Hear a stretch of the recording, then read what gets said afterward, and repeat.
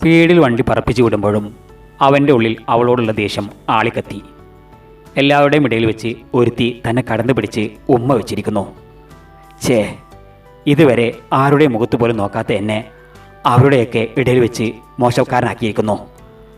അവൻ ദേഷ്യത്തോടെ പറപ്പിച്ചു വിടുമ്പോഴും അറിയാതെ ഒരു പുഞ്ചിരി അവൻ്റെ ചുണ്ടിൽ വിരിയുന്നുണ്ടായിരുന്നു.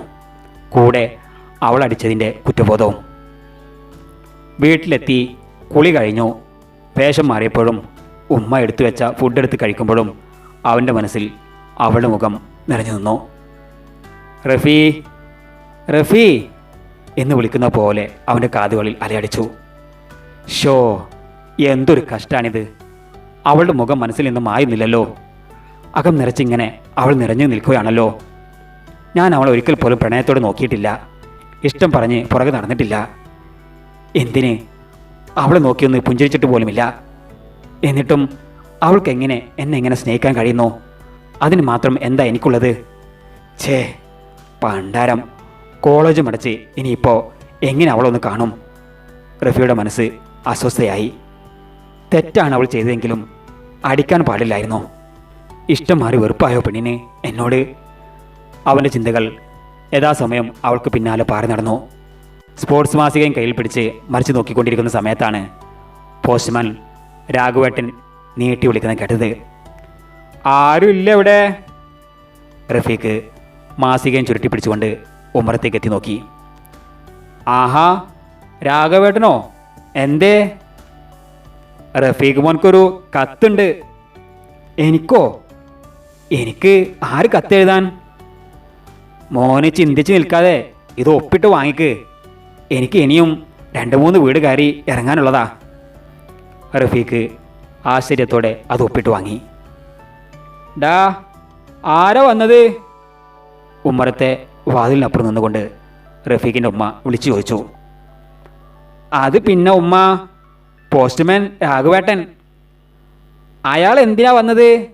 എന്താ നിന്റെ കയ്യിൽ? അത് പിന്നെ എഴുത്ത്.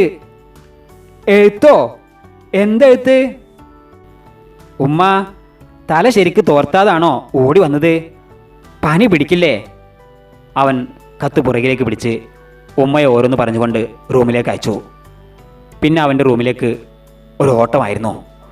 ഡോറിൻ്റെ അടുത്ത് വന്ന് ആളിലേക്ക് ഒന്ന് എത്തി നോക്കിക്കൊണ്ട് വാതിലോക്കിയിട്ടുകൊണ്ട് ബെഡിലേക്ക് ഇരുന്നു. കവറിൻ്റെ മുകളിൽ മാഹിറായെന്ന് എഴുതിയതും അവൻ്റെ നെഞ്ച് പിടിക്കാൻ തുടങ്ങി.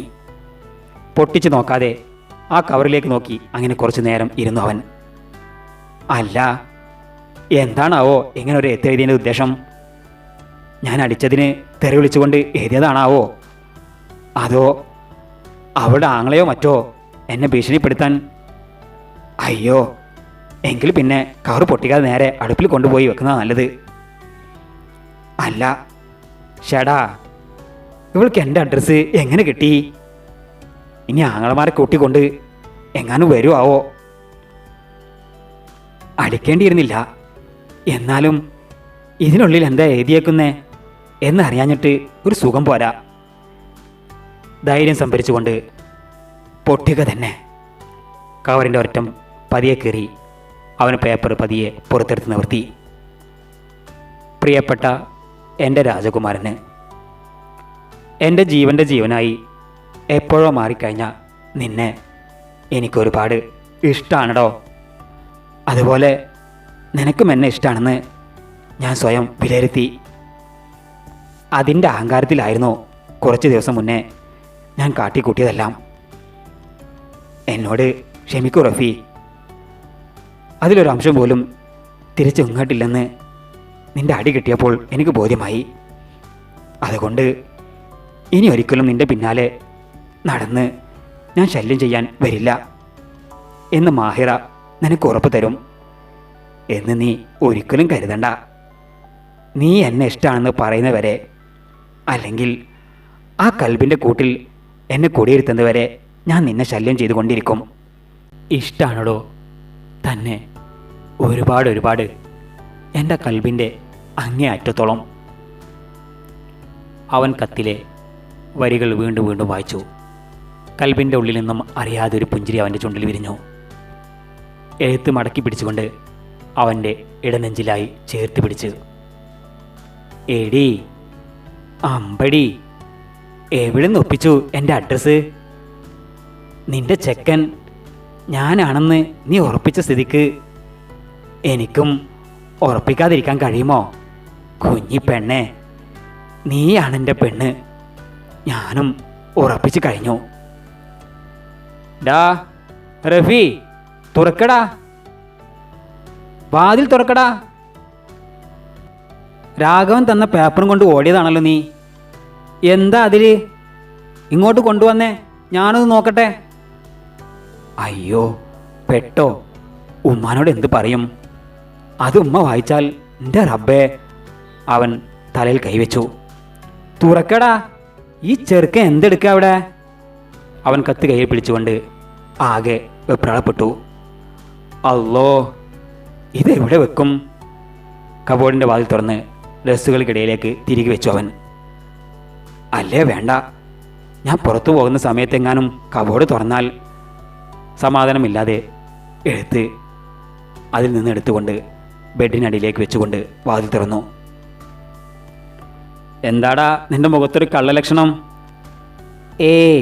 ഒന്നുമില്ലല്ലോ. വാതിൽ തുറക്കാതെ എന്ത് നോക്കിയിരിപ്പായിരുന്നു നീ? ഒന്നുമില്ലല്ലോ.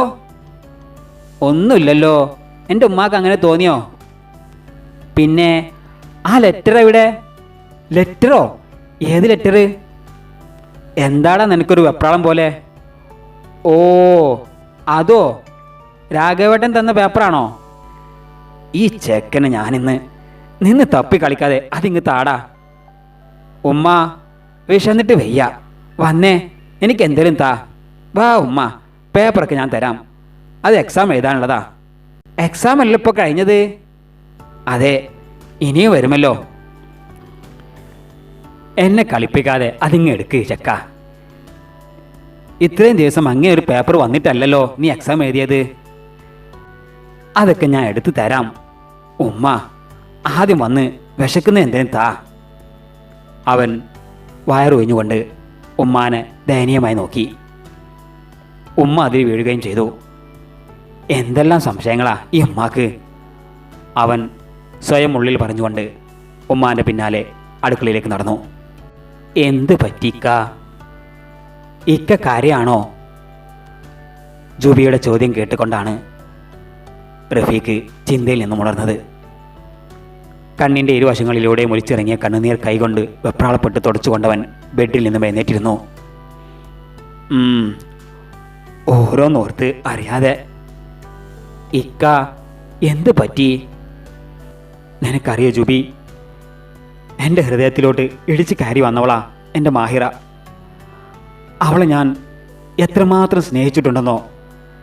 ഞാനൊരു മുസൽമാനാണെന്നും സ്നേഹം പുറത്ത് കാണിക്കാൻ അറിയാത്തവൻ ആണെന്നൊക്കെ പറഞ്ഞെന്നെ പലപ്പോഴും കളിയാക്കാറുണ്ടായിരുന്നു.